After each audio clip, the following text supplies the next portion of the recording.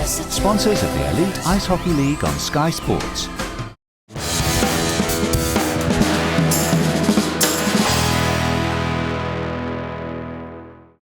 Welcome back to the Rapid Solicitors Elite Ice Hockey League highlight show here on Sky Sports, where this week we're at Ice Sheffield. In a moment we'll be heading to Coventry as Paul Thompson invited Simsy into another one of his boys' clubs. One day I'll get invited. But first let's round up the rest of the games from Saturday. A battle between two of the lower clubs in the Elite League. Who would get first blood? Well, power play time to the visitors. McIntyre and Hartman combining, and Yarrell in there with his 9th goal of the season. 9:40 gone, so the visitors were ahead. And a 1-0 first period lead turned into 2-0 early in the second session. Sladder against his former club. He fed Zembergs, and Zembergs then slipped it inside to Haleko. Great skate from him away from one man, and then as two men converge on him, he just nonchalantly flicks it backwards.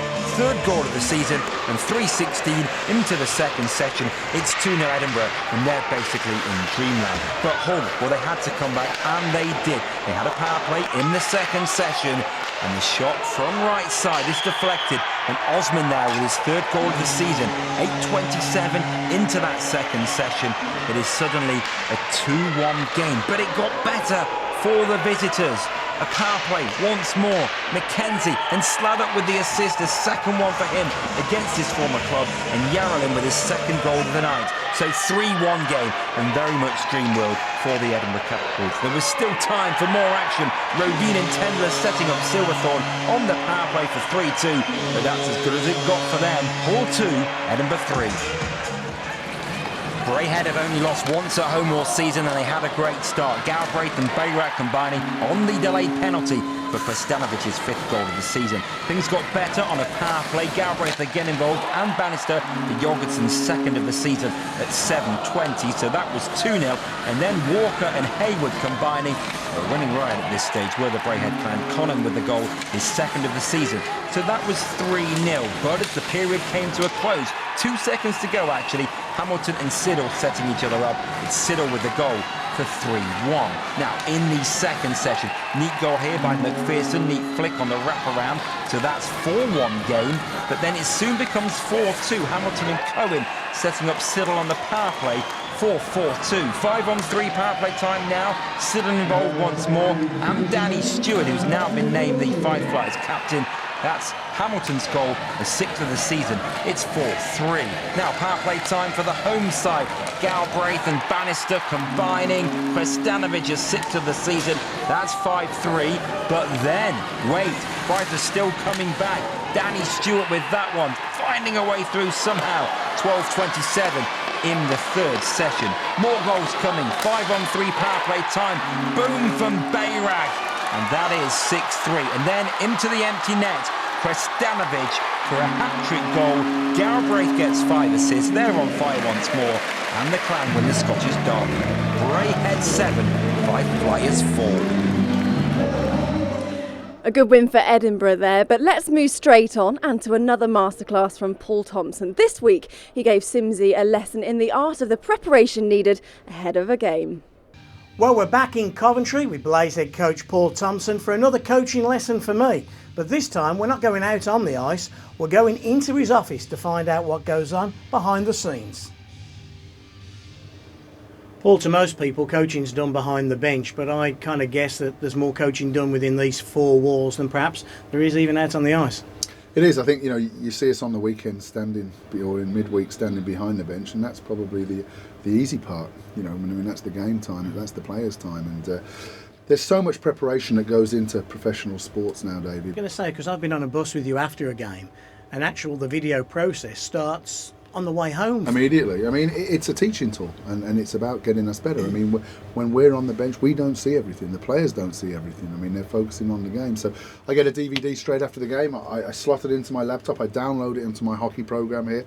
Then I start cutting and tagging events during that game, and the events that I tag will be for 3 different reasons. One will be for preparation next time we play that team on the things that I think they execute and do well and we need to be aware of. 2 will be our performances of that game, what we did well, what we didn't do well, and we'll do that in a format where we actually look at that as a team, and I've cut 10, 15 different individual plays that I want them to look at, and thirdly will be individual tags of face-offs, of hits, of goals, of shots, of passing, whatever that need to be. And it's an incredible tool that I can look at every team's power play, every team's PK, every team's breakout, and hopefully we use that to our advantage. Yeah. So you're playing, for example, the Belfast Giants at the weekend. You can look at how their power play works, and you'll have past history and past reference of how they set up or how they kill. And absolutely, and then we take that into our team meetings or into our practice. It starts from the Tuesday, David. I've already done these, and I've already tagged, and I've looked, and then you organise your practices during the week. We're in a difficult business that we predominantly play Saturdays and Sundays, and every coach has to add a little bit in. You can't just focus on the Saturday because you've got no time then to focus on the Sunday. So you have to add in a little bit for the both teams that you're playing, and this is a great tool that helps us do that. Well, Belfast are very, very good in the offensive zone. They really do engage their defensemen. Their defensemen will try and come in off of the wingers' backs, and they'll rotate guys. They like to run high reverse plays. So, and the clip that I have here, David, is exactly that. We lose the face-off. They have a lot of puck possession for probably 40-50 seconds at a time, but we do a great job. We stay inside the guys. And the key is good sticks, taking away passing lanes, not getting beat back to the net. And like I say, their defensemen are so active. They're always looking to engage into the play. And here's a little example coming up here, a little reverse play. And as you can see, you've got Domish, I think it is, who's fronting this guy here. Okay, and the key is never get beat back to the net. Never get beat back to the net. And I think that's Russell Cowley. He's staying inside his guy there, and he'll be coming back into this area. Fulgham's player is out of screen, and this is what the Giants are really good at. They'll leave a guy out. They'll actually change a guy while they're in the offensive zone, so it's a 5-on-4 in your favour. But then mass confusion happens, and they'll bring a guy in late, and they've scored a couple of goals against us against that. And who do I pick up? Who do I pick up? So you have to be aware of that. And again, you're using that as a teaching tool. So I'll run that on a little bit more, and this is where they reverse. They double reverse here, okay? But look at Fulgham's positioning in a second. We'll carry it on. Cowley's battling in the corner, sticks on pucks. Now, Fulgham's defenseman, he's trying to create a lane, okay? But Fulgham's got good inside positioning, and he's taking him down. This guy's mirroring his guy here. This guy's mirroring his guy here.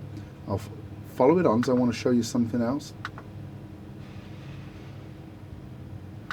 Robert Farmer, you saw him there. We always talk about don't always focus in. Look where his shoulders are.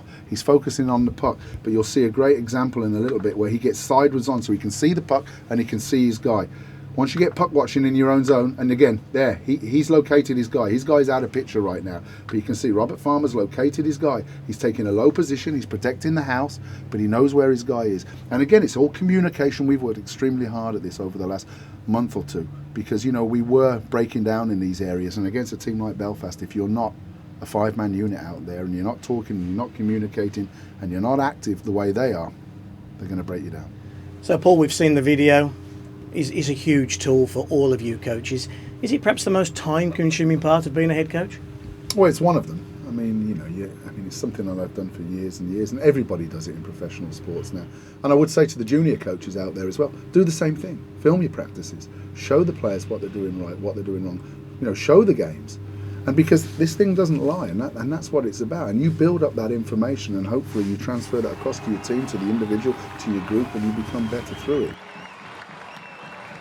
Well, it's certainly not been an easy weekend for Paul Thompson. Saturday it was Belfast and Sunday it was Nottingham. Let's see how they got on. More often than not, games between these two sides are great encounters, and more often than not, they're feisty. Well, we had a bit of everything. Early on, first chance for the Blaze, and it is Domish hitting the base of the post. But before the goals came, we had a bout of fisticuffs, and it was round 2 here between Jernick and Lapine. Lapine having the better of it, landing some bombs with his right, not totally connecting to his face, more to his shoulder, but certainly Lapine having the better. The pair of them went in the National Ice Centre a few weeks ago, so all credit to Jernick for going again with one of the toughest players in the league. The first goal of the night was a beauty. It's Jernick and Wood battling in the corner, and look at Robert Farmer, who comes out, waits. Kowalski goes down and is committed, and Farmer lifts it over him. Great goal at 16:07, so 1-0 Blaze. And the home fans didn't have to wait to celebrate again. They didn't have to wait long at all. Weaver inside for Guthrie. Guthrie beats the man, beats also Kowalski. So it's 2-0. That's a power play goal with 1 minute to go in the session. Period 2, though, was Nottingham's good work in the corner, and Nottingham score through Beauregard. Great work from Francis in that corner, and Beauregard waits and waits and waits like Farmer, so 2-1 game. Then Clark combines with Lakovic. Lakovic in for Jordan Fox, and Fox is strong to hold off Owen. So 2-2, and Nottingham have pulled it back, an 8th goal of the season for Fox. 5-on-3 power play time for the Blaze. Nielsen and Danny Myers in the box, and Blaze needed a saviour. Who is it? Stand forward, Luke Fulgen. That's a goal. That's 3-2, 5-on-3. He enjoyed that one, and if he enjoyed that one, he loved this one. Fussy and Owen combined this time for Fulgen. He beats 2 men. It's Clark and it's Stevie Lee he beats. Low past Kowalski. Wonderful goal. Goal of the night. Could even be goal of the weekend. Nottingham had chance to hit back on a late power play. First of all, Champagne, and then Nielsen off the backboards and Snapper Beauregard with his 2nd goal of the night. Great finish, he's right there. Nottingham back in it with 2 minutes and 59 seconds to go. But despite putting the netminder, they can find no way through for another one. And Coventry beat the top 2 over the weekend. Coventry 4, Nottingham 3. A match-up between 2 struggling sides, and for Dundee, the end of a mammoth road trip. Northern Ireland Friday, Wales Saturday, back home to Scotland Sunday. Opening goal of the night, face-off with Mitchell. Great move then. Concourt, Mezer and Seaman, well, they set up Dan McGough for his first goal of the season. Time of that one, 3:20. A really well-worked goal for the home side. As the period went on, the visitors got more and more into the game. Here, Tenderler, one-on-one with Whitley, denied. Good save from Whitley. He closes the door to keep the scoreline at 1-0. At the other end, Concourt drives towards the net, and then there's all sorts of pushing and shoving. And this is the first real bit of aggro of the night. There was more to follow.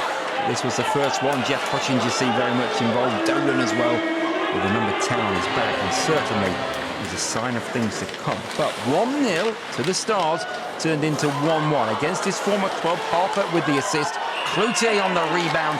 1-1 game. But there you see, just in your picture there, a big slash there by Mitchell, again against his former club. That was a nasty moment, a nasty slash, and Mitchell was to be thrown out. 5 in game for that slash. He was to see no further part in the game. Plenty more incidents to follow there. Boucher just caught out of position there, and the Stingrays live to fight another day. And this goal is lovely. Picked up by Silverthorne. It's Campbell who comes away left-hand side. 2-on-1 break, short-handed, and it is Silverthorne who finishes it off. His 7th goal of the season. So 2-1 game. And would you believe it that Hull were going to take the point? Still chance for one more effort on goal. Surprisingly, Tendler wide with the goal gaping. But a 7-game losing streak has ended. Dundee 1, Hull 2. It's the 3rd weekend in a row that these two sides have met. Edinburgh won the previous 2 meetings, but the visitors had a good start here. Tom Muir with his first goal of the season, just 3:42 gone. But back came the Caps. First Hartman scoring a 4th goal of the season to make it 1-1 at just 5:03. Then 13 minutes and 21 seconds gone sees Yarrowin with an 11th goal of the season. That's a 2-1 first period lead. The Caps then ran away with things in a period of spell of pressure at the second session. Hartman there with his 5th of the season and 2nd of the night, and then Haleko getting his 4th of the season. So 4-1 game just past the midway point of the second session. Into the 3rd session, and Fife begin a fight back. First of all, Siddle makes it a 4-2 game, so you think it's game on. But back come Edinburgh once more. Haleko with his 2nd of the night, that's 5-2. Fife are always playing catch-up. They just can't quite totally get back into the game. Siddle notches his 7th of the season at 48-32. That's 5-3. But back come the Caps once more. Yarrowin is scoring his 12th of the season to make it 6-3. Now back come Fife. Power play time. Once more. Gunn right there. Johnny on the spot. He makes it 6-4. It is game alive. But netminder is pulled, and into an empty net is Hartman to complete his hat-trick goal. Hartman finishes in style into the empty net. The Caps win their 4th game in 5. Edinburgh 7, 5-4. Okay, time for us to take a break, but still to come, we've got the highlights from the game here in Sheffield, as well as the rest of the action from around the Rapid Solicitors Elite Ice Hockey League. Sponsors of the Elite Ice Hockey League on Sky Sports.